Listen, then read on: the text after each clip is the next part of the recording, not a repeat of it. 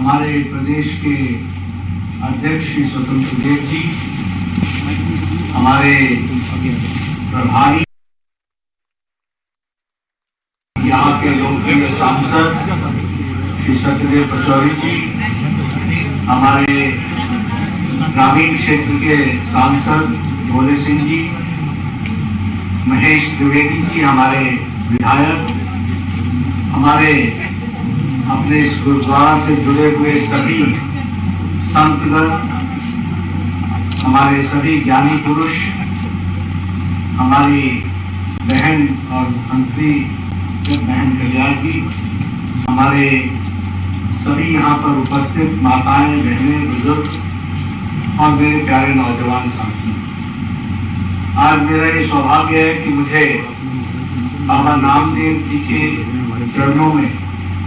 और इस गुरुद्वारे में आने का सौभाग्य प्राप्त हुआ। ये सौभाग्य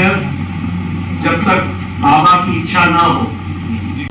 तब तक ये सौभाग्य प्राप्त नहीं होता है। तो आज उनका आशीर्वाद मुझे मिला और मैं कानपुर आया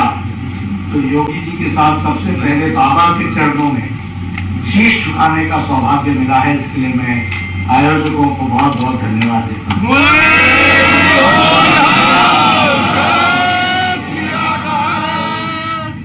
यह बाबा नामदेव जी के नाम पर इस गुरुद्वारे को हम सब लोग जानते हैं और हम सब लोग जानते हैं कि 12वीं शताब्दी में जिस तरीके से एक संत पुरुष ने अपने जीवन में सत्य की खोज में निकलते हुए महाराष्ट्र से यात्रा करते हुए और संत ज्ञानेश्वर जी के सानिध्य में सारे महाराष्ट्र का भ्रमण करते हुए और उनके परलोक सिधार जाने के बाद सारे भारत का भ्रमण करते हुए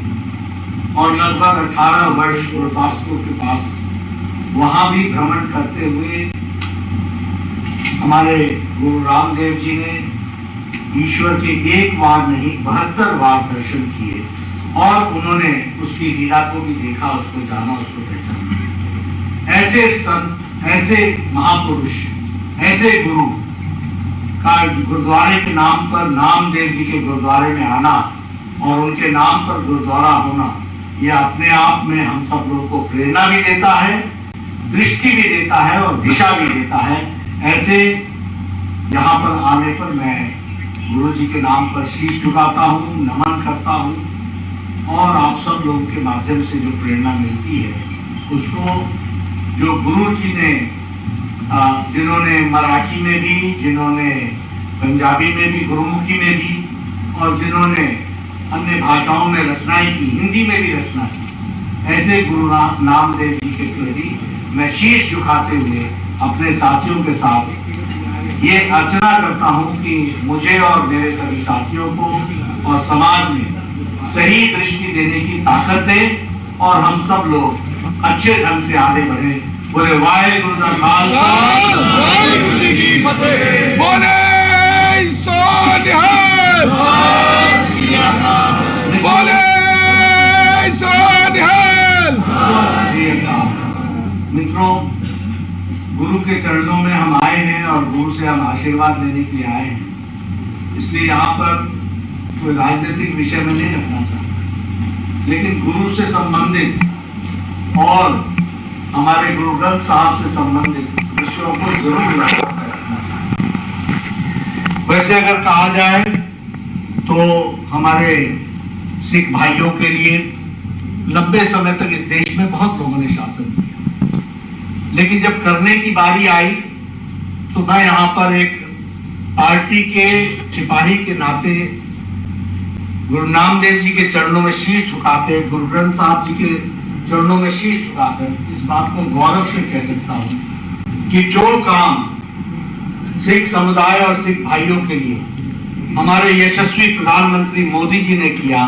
वो किसी ने नहीं किया है। मैं गौरव के साथ, चाहे वो हिंदू मैरिज एक्ट के तहत जो परिवर्तन करके सिख भाइयों को जो सुविधा देनी थी उसका विषय हो, फिर चाहे वो हरमंदिर साहब को फॉरेन कंट्रीब्यूशन के लिए रेगुलेशन एक्ट के तहत कंट्रीब्यूशन करने का अधिकार देने का सवाल हो, उसके प्रति जो मोदी जी ने नियमों में परिवर्तन करके सारी दुनिया से हरमंदिर साहब को जो अर्चना मिलती है उसको एक सही रूप में आगे बढ़ाने के लिए उसका योगदान हो, फिर चाहे लंगर पर से जीएसटी उठाने का सवाल हो, फिर चाहे वो ब्लैक लिस्ट के नामों की संख्या को हटाने का नाम हो और उसमें सिर्फ अब 352-54 में सिर्फ 2 रह गए हैं, बाकी सभी ब्लैक लिस्ट से हट गए हैं, इस बात को करने का काम हो, फिर चाहे वह गुरु नानक देव यूनिवर्सिटी में गुरु नानक देव जी के लिए रिसर्च स्टडी के लिए उसके लिए चेयर का प्रबंध करने का विषय हो, उसकी स्टडी करने का विषय हो, या फिर गुरु ग्रंथ साहब को विभिन्न भाषाओं में अनुवाद करके ज्यादा से ज्यादा गुरु नानक देव जी का संदेश जा सके, इसको पूरा करने का सवाल हो। ये सारे विषय को आदरणीय प्रधानमंत्री मोदी जी ने अपने कार्यकाल में पूरा करके दिया है और सिख समुदाय के लिए जो उनकी वर्षों की मांग थी उसके लिए रास्ता दिया है और उसको पूरा किया है। हम करतारपुर के कॉरिडोर का विषय जानते हैं, पहले खोलना, फिर कोरोना के कारण रुक जाना, फिर उसको खोलना, ये अपने आप में बताता है कि हमारा जो संबंध है और जो हम सबका साथ, सबका विकास, सबका विश्वास, सबका प्रयास, इसको सिर्फ शब्दों में ही नहीं, इसको कर्तव्य में भी परिवर्तित करके दिखा रहे हैं, उसको मोदी जी ने किया है, ये मैं कह सकता हूँ। अच्छा नहीं लगता, लेकिन आज खुशी के अवसर पर दुख की बात याद की जाए, लेकिन बिना दुख के सुख का आनंद भी नहीं होता। हमें याद है कि 2 हमारे सेवादार इसी गुरु नानक देव इसी परिसर में,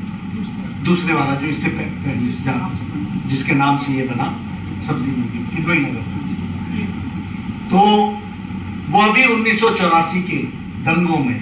जिस तरीके से हुआ था, इस पर भी एसआईटी बैठाकर और कोई कितना भी प्रतिभाशाली और प्रभावशाली हो उसको जेल की सलाखों में पहुंचाने का काम किया, तो यशस्वी प्रधानमंत्री ने किया है।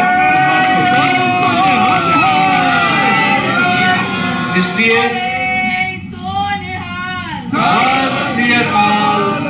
इसलिए मैं सिर्फ एक ही बात कहूंगा कि हम सब लोग इस दृष्टि को लेकर के चलते हैं कि समाज को, सबको आगे, सब में खुशहाली आए, सबके जीवन मंगलमय हो, सब आगे बढ़ सके, सही दृष्टि से बढ़ सके और गुरु के चरणों से ये आशीर्वाद लेकर के